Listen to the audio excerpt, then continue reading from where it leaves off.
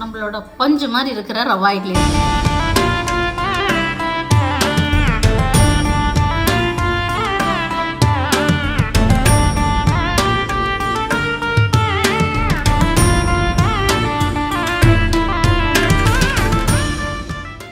Hello everybodies, welcome to soulinbowl. இன்னைக்கு நம்ம அட்டகாசமான டிலிஷியஸான ரவா இட்லி எப்படி பண்ணுறதுன்னு பார்த்துடலாமா? சூப்பர் சிம்பிள் இன்க்ரீடியன்ஸ் தாங்க, ரொம்ப காம்ப்ளிகேஷன்லாம் பண்ண போகிறது. ஏன்னா soulinbowlல எப்போவுமே நம்ம டிஷ்ஷஸ் வந்து simple at the same time சூப்பராக இருக்கும். ஸோ ரெசிபிக்குள்ளே போயிடலாமா? 2 ஸ்மால் கேரட், இது ரொம்ப பெருசும் இல்லை ஆனால் மீடியமுக்கும் கொஞ்சம் கம்மி, தெரியுதுங்களா? ஸோ இதை வந்து நம்ம வந்து கிரேட் பண்ணிடலாம். First small size greater than நான் இது பண்ணுறேன். பேன் வந்து ஹீட் ஆகிடுச்சு. இப்போ வந்து நம்ம 2 டேபிள் ஸ்பூன் கீ ஆட் பண்ணிடலாம். கீ தான் ரவா இட்லிக்கு ஒரு நல்ல ஃப்ளேவர் கொடுக்கும், அதனால் யோசிக்காதீங்க. இப்போ வந்து நம்ம ஒரு 1/4 டேபிள் ஸ்பூன் சீரகம் ஆட் பண்ணிடலாம். இப்போ வந்து 1.5 டேபிள் ஸ்பூன் கடலைப்பருப்பு. லைட் ப்ரௌன் ஆகிற வரைக்கும் நம்ம வந்து இதை வந்து வதக்கலாம். இப்போ வந்து நம்ம கிரேட் பண்ணி வச்சுருக்கிற கேரட்டை வந்து இந்த ஸ்டேஜில் ஆட் பண்ணிடலாம். நான் சும்மா ஒரு கைப்பிடி அளவு மட்டும் கார்னிஷிங்காக எடுத்து வச்சுருக்கேன். மிச்சப்படி இருக்கிற நம்ம கிரேட் பண்ண எல்லா கேரட்டுமே வந்து ஆட் பண்ணிடலாம்.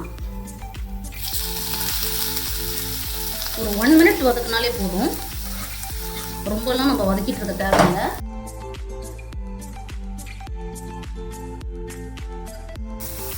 ஆஹா, கீழே கேரட் வதங்கும் போது உண்மையாகவே எனக்கு கேரட் அல்வா ஞாபகம் வருதுங்க.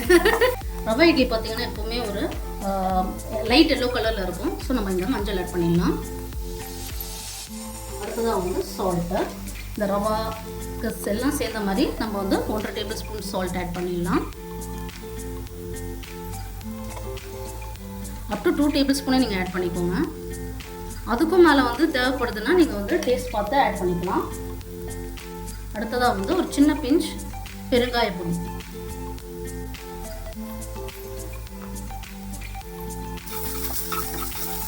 சில பேர் வந்து க்ரீன் சில்லி எப்படிலாம் ஆட் பண்ணுவாங்க, ஆனால் சீரியஸாக கிட்ஸ்லாம் என்ஜாய் பண்ணி சாப்பிடும்போது க்ரீன் சில்லியெல்லாம் கொஞ்சம் அந்தளவுக்கு டேஸ்ட் இருக்கிற மாதிரி எனக்கு தெரியல. லைட் காரம்லாம் இருக்கும்.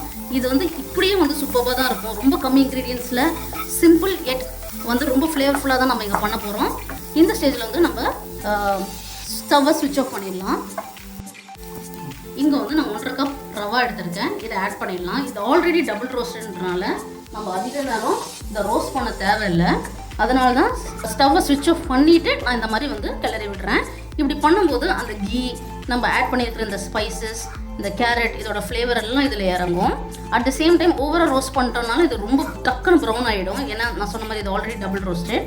நீங்கள் suppose double roasted rava use பண்ணலைன்னா நீங்கள் ரவாவை இந்த ஸ்டேஜில் ஆட் பண்ணிவிட்டு ஒரு 2 நிமிஷம் நல்லா இந்த மாதிரி ஃப்ரை பண்ணி விட்டுருங்க. எப்போவுமே வந்து ஸ்டவ் ஸ்விட்ச் ஆஃப் பண்ணாலுமே ஒரு ரெசிடியூவல் ஹீட்டுன்னு ஒன்று இருக்கும்.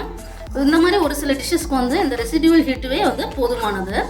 இந்த மாதிரி ரவாவை நல்லா மிக்ஸ் பண்ணி விட்ட பிறகு நம்ம இதை கூல் ஆகிற வரைக்கும் வெயிட் பண்ணணும். ஏன்னா நெக்ஸ்ட் ஸ்டெப் வந்து நம்ம கர்ட் ஆட் பண்ண போகிறோம். நான் ஏற்கனவே சொன்ன மாதிரி தான் கர்ட் ஆட் பண்ணும்போது ஹீட்டாக இருந்துச்சுன்னா கர்ட் வந்து திரிஞ்சிடும், அதோட டேஸ்ட் வந்து ஸ்பாயில் ஆகிடும். ஸோ ஒரு 2 மினிட்ஸ்க்கு இந்த மாதிரி ஆஃப் பண்ணி நல்லா வந்து மிக்ஸ் பண்ணி விட்டுருங்க.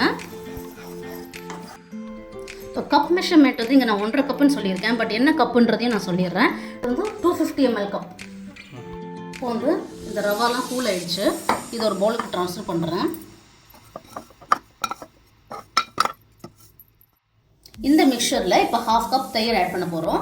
தயிர் ஆட் பண்ணும்போது ஒரு விஷயம் ஞாபகம் வச்சுக்கோங்க, ரொம்ப புளிச்ச தயிர் ஆட் பண்ணாதீங்க. ஏன்னா அது வந்து ஒரு புளிப்புத்தன்மை வந்து இந்த இட்லி கொடுத்துரும்.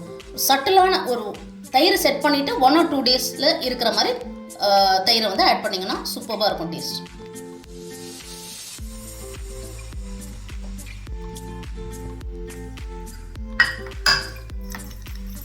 கீ ரவாக்கு அப்புறம் ரவா இட்லியோட டேஸ்ட்டே வந்து இந்த கர்டு தான் வந்து டிட்டர்மைன் பண்ணும். ஸோ எப்போவுமே நல்ல குவாலிட்டி கர்டு வந்து யூஸ் பண்ணுங்கள்.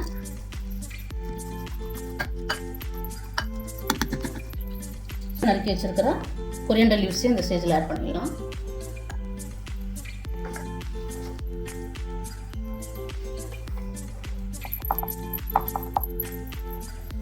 இங்கே வந்து நான் ரவா மெஷர் பண்ண கப்பிலே வந்து 2 கப் தண்ணி வந்து எடுத்திருக்கேன். இதை வந்து கொஞ்சம் கொஞ்சமாக ஆட் பண்ணி நல்லா மிக்ஸ் பண்ணி விட்டுடலாம். கொஞ்சம் பொறுமையாக தான் ஆட் பண்ணணும். ஹாஃப் ஆட் பண்ணி நல்லா மிக்ஸ் பண்ணி விட்டுருங்க. எல்லாமே மிக்ஸ் ஆன பிறகு திருப்பியும் மிச்சம் இருக்கிற தண்ணி ஆட் பண்ணுங்கள். இல்லாட்டி எல்லா ரவாவும் ப்ராப்பராக மிக்ஸ் ஆகாது. இன்னொன்று என்னென்னா ரவா நல்லாவே தண்ணி இழுக்குங்க. ஸோ இந்த ஸ்டெப்புக்கு அப்புறம் நம்ம ஒரு ½ அன் ஹவர் ரவா வந்து நல்லா அந்த தண்ணியெல்லாம் அப்சர்வ் ஆகிறதுக்கு விட போகிறோம்.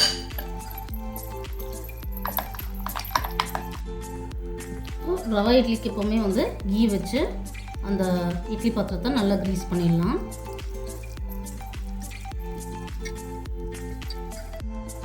எல்லா தட்டிலையும் இந்த மாதிரி கொஞ்சோண்டு கேரட் கிரேட் பண்ணதை வந்து போட்டு விட்டுடலாம்.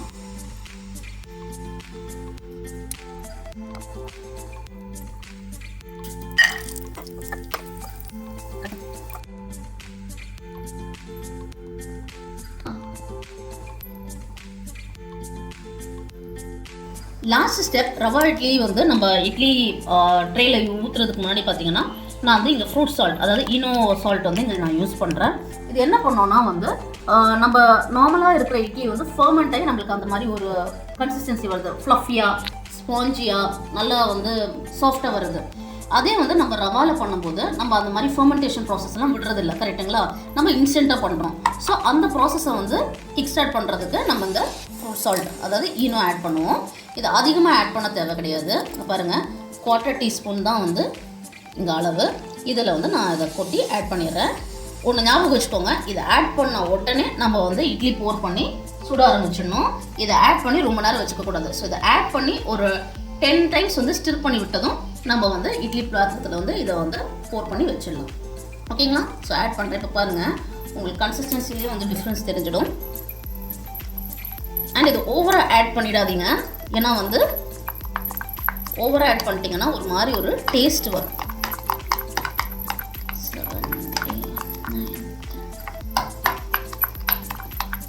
ஓகேங்களா? ஆயிடுச்சு.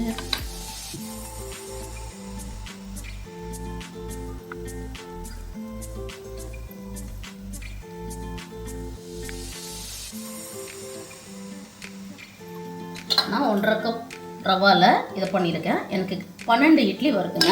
என்னோடய ட்ரேமே வந்து 7+5 காம்பினேஷனில் 12 இட்லி பண்ணுற அளவுக்கு தான் இருக்குது. ஸோ அதுக்கு தகுந்த மாதிரி நான் எடுத்துருக்கேன். தண்ணி இந்த மாதிரி கொதி வந்த பிறகு தான் வந்து நம்ம இந்த மாதிரி வச்சு வேக வச்சு எடுத்துக்கலாம். க்ளோஸ் பண்ணி நல்லா குக் ஆகிற வரைக்கும் வெயிட் பண்ணுவோம். பாருங்கள், 10 மினிட்ஸ் ஆகிடுச்சு. இதை நான் ஸ்விட்ச் ஆஃப் பண்ணியாச்சு. அதே நம்ம நார்மலாக வந்து இட்லி வந்து எப்படி ஆற விட்டு எடுப்போமோ அதே கான்செப்ட் தான் இதுக்கும். ஸோ 10 to 15 மினிட்ஸ் நல்லா ஆறதுக்கு விட்டுடலாம். ஸோ பாருங்கள், கலர்லேருந்து எல்லாமே எப்படி பர்ஃபெக்டாக வந்துருக்கு பாருங்கள். தடவை நல்ல எப்படி சூப்பராக வந்துருக்கு பாருங்கள். வாவ்! இந்த மாதிரி எல்லா இட்லியுமே வெளியில் எடுத்துடலாம். நம்மளோட பஞ்சு மாதிரி இருக்கிற ரவா இட்லி ரெடி. வாங்க டேஸ்ட் பண்ணிடலாம். ஃபஸ்ட் ரவா இட்லி எடுத்துடலாம். இதை நான் 2ஆக உடச்சி காட்டுறேன் உங்களுக்கு. இங்கே பாருங்கள் எப்படி சாஃப்டாக இருக்குன்னு பாருங்கள்.